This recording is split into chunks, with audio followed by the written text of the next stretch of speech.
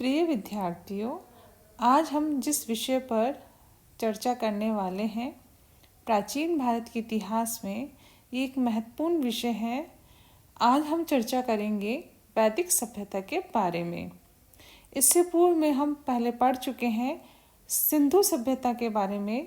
सिंधु सरस्वती सभ्यता जो भारत की प्राचीन सभ्यता है, लगभग 2500-2400 ईसा पूर्व से लेकर 1750 ईसा पूर्व भारत में सिंधु सरस्वती सभ्यता विद्यमान रही।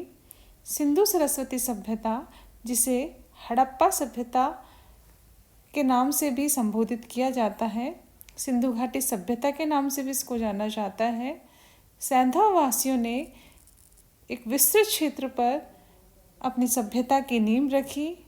लंबे समय तक सैंधव वासियों ने सिंधु सरस्वती सभ्यता में नगरीय सभ्यता के रूप में अपना विकास किया, प्रसार किया, परंतु प्राकृतिक आपदाओं के कारण या अन्य किसी कारण से सिंधु सरस्वती सभ्यता का 1750 ईसा पूर्व के आसपास अंत हो गया।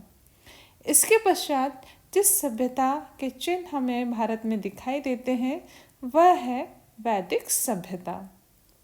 चूँकि इस काल में वेदों की रचना भारत में हुई थी, इसलिए इस समय को हमने वैदिक सभ्यता के नाम से संबोधित किया।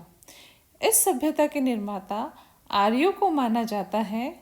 वैदिक सभ्यता ग्रामीण प्रधान सभ्यता थी और ये माना जाता है कि आर्यों ने इस सभ्यता की नींव रखकर इसका प्रसार किया।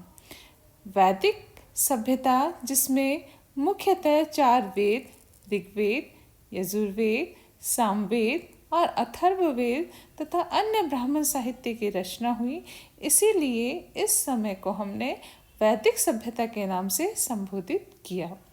वैदिक सभ्यता को हमने 2 भागों में बांटकर देखा, ऋग्वैदिक सभ्यता और उत्तर वैदिक सभ्यता। ऋग्वैदिक सभ्यता, जिसे हमने 1500 ईसा पूर्व से 1000 ईसा पूर्व तथा उत्तर वैदिक सभ्यता, जिसे हमने 1000 ईसा पूर्व से 600 ईसा पूर्व के बीच में देखा है। इस सभ्यता के निर्माता चूँकि आर्य माने गए और आर्य का शाब्दिक अर्थ श्रेष्ठ या कुलीन से लिया गया। ऐसे व्यक्ति जो सुसंस्कृत थे, पढ़े लिखे थे, समझदार थे, इन आर्यों को, इन श्रेष्ठ लोगों को ही इस सभ्यता का निर्माता माना जाता है। और इस युग में वेदों की रचना हुई, इसलिए सर्वप्रथम हम वेदों का शाब्दिक अर्थ देखें तो इसका अर्थ है पवित्र ज्ञान। वेदों का सर्वप्रथम संपादन और संकलन कृष्ण द्वैपायन वेदव्यास ने किया। वेदों को अपौरुषीय ईश्वर या श्रुति भी कहा जाता है। ऐसा इसलिए ये माना जाता है कि वेदों की रचना ईश्वर से सुनकर हमारे ऋषि मुनियों ने की, इसलिए इसको श्रुति कहा गया, अर्थात इसे अपौरुषीय ईश्वर की रचना भी कहा गया। आर्य ऋषि मुनियों ने वैदिक साहित्य की रचना करी और इसी समय को हमने वैदिक सभ्यता और संस्कृति के नाम से संबोधित किया।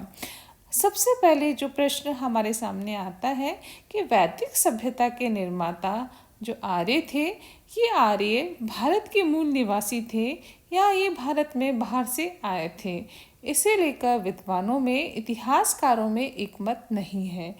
कुछ लोग ये कहते हैं कि ये यूरोप से आए थे, कुछ का ये मानना है कि ये मध्य एशिया से आए थे, कुछ का ये मानना है कि ये तिब्बत प्रदेश के मूल निवासी थे। कुछ इतिहासकारों का, विद्वानों का ये मानना है कि आर्कटिक प्रदेश इनका मूल निवास स्थान था, जबकि अधिकांश जो इतिहासकार हैं इनका ये मानना है कि भारत ही आर्यों का मूल निवास स्थान था और भारत के सप्त सैंधव प्रदेश, ब्रह्मवर्त प्रदेश, ब्रह्म ऋषि देश, मध्य देश आदि में इन आर्यों का प्रसार हुआ है और इसी सभ्यता की नींव आर्यों ने रखी, जिसमें वेदों की रचना की गई। आर्यों का मूल निवास स्थान क्या था, इसके बारे में विद्वान, इतिहासकार एक मत नहीं है। भाषा की दृष्टि से देखा जाए या उस समय के ज्ञात वनस्पति या भौगोलिक परिस्थितियों के आधार पर देखा जाए या नस्ल के आधार पर देखा जाए, तो इतिहासकारों ने, विद्वानों ने अपने अपने तर्क दिए हैं। यूरोप का जो सिद्धांत है 1786 में सर्वप्रथम विलियम जोन्स ने शब्दों की साम्यता के आधार पर यूरोप को आर्यों का मूल निवास स्थान बताया है। इसी तरह डॉक्टर पी गाइस ने हंगरी और डैन्यूब नदी की घाटी को आर्यों का मूल निवास स्थान बताया। जर्मनी के बारे में पेनका और हर्ट आदि विद्वानों का कहना है कि आर्यों के जो भूरे बाल थे, शारीरिक दृष्टि से हट्टे कट्टे थे, लंबा शरीर था, तीखी नाक थी, ये सारी विशेषताएं जर्मनी के लोगों की थी और इस कारण जर्मनी उनका मूल निवास स्थान था। यहाँ खुदाई में जो पुरातात्विक स्रोत मिले हैं उनके आधार पर भी उन्होंने अपने इस सिद्धांत की पुष्टि करने का प्रयास किया है। इसी तरह दक्षिण रूस में जो मृदभांड आदि मिले हैं उनके आधार पर भी दक्षिण रूस को आर्यों का मूल निवास स्थान बताने का प्रयास प्रोफेसर श्रीधर ने, नेहरिंग ने, पोकानी आदि विद्वानों ने किया है।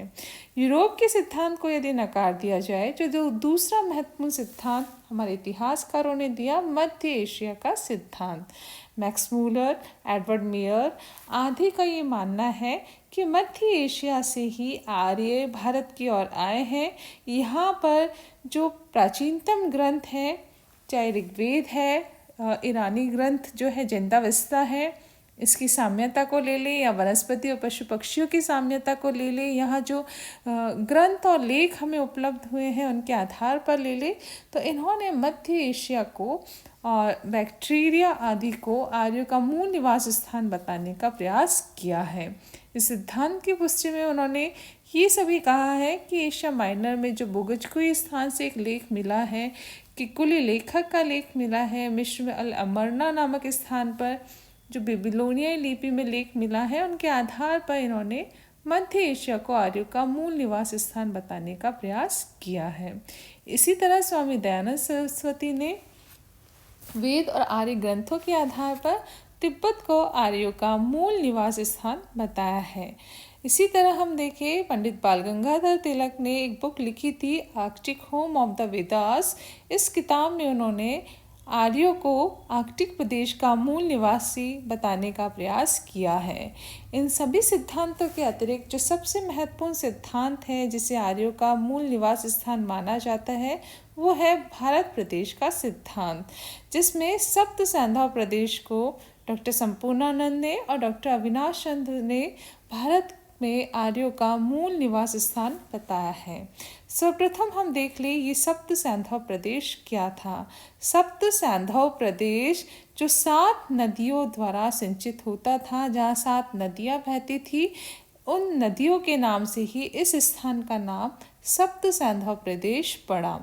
7 नदियाँ सिंधु, सरस्वती, शतुद्री, परुस्नी, विपासा, वित्सता और असिकनी थी।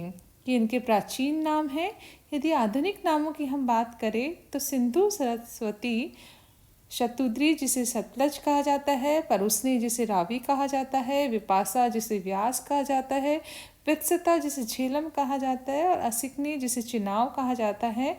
इन नदियों का क्षेत्र ही भारत में किसी समय सप्त सैंधव प्रदेश के नाम से लोकप्रिय था। इसी तरह डॉक्टर संपूर्णानंद ने, राजबली पांडे ने मध्य देश को आर्यों का मूल निवास स्थान बताया है। इसी तरह पंडित गंगानाथ झा ने ब्रह्म ऋषि देश को आर्यों का मूल स्थान बताया है। इसी तरह अन्य विद्वानों ने कश्मीर, हिमाचल प्रदेश, मुल्तान नदी के आसपास का क्षेत्र आर्यों का मूल निवास स्थान स्वीकार किया है। इन सारे सिद्धांतों को यदि हम देखें तो अंत में जो निष्कर्ष हम लोगों के सामने निकल कर आता है, उसमें 2 तर्क हमारे सामने आते हैं कि संभवतः मध्य एशिया या भारत का सप्त सैंधव प्रदेश ही आर्यों का मूल निवास स्थान रहा होगा। अभी कुल मिलाकर हम ये कह सकते हैं कि इस सिद्धांत के बारे में हमारे इतिहास का एक मत नहीं है। आर्य भारत के मूल निवासी थे या भारत में बाहर से आए थे, ये अभी तक विवाद का विषय बना हुआ है।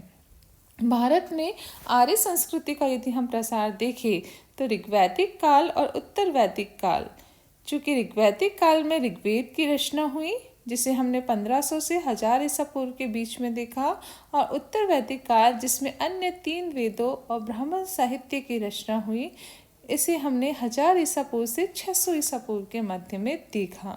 इन दोनों सभ्यताओं के समय भारत में आर्य संस्कृति का प्रसार कैसा रहा, उसकी यदि हम चर्चा करें तो आर्यों को अफगानिस्तान की जो 4 नदियां हैं, प्रमुख 4 नदियां हैं, कुंभा, कुरमू, सुवास्तु और गोमती, इनका सप्त सैंधव प्रदेश के समान ज्ञान था। तो अफगानिस्तान से अर्थात भारत के उत्तर पश्चिम सीमांत से आर्यों ने भारत में दक्षिण पूर्व की ओर प्रसार किया। यहाँ से ये ब्रह्मवर्त प्रदेश से होते हुए ब्रह्म ऋषि देश, मध्य देश होते हुए ये दक्षिण पूर्व की ओर बंगाल बिहार की तरफ इन्होंने अपना प्रसार किया।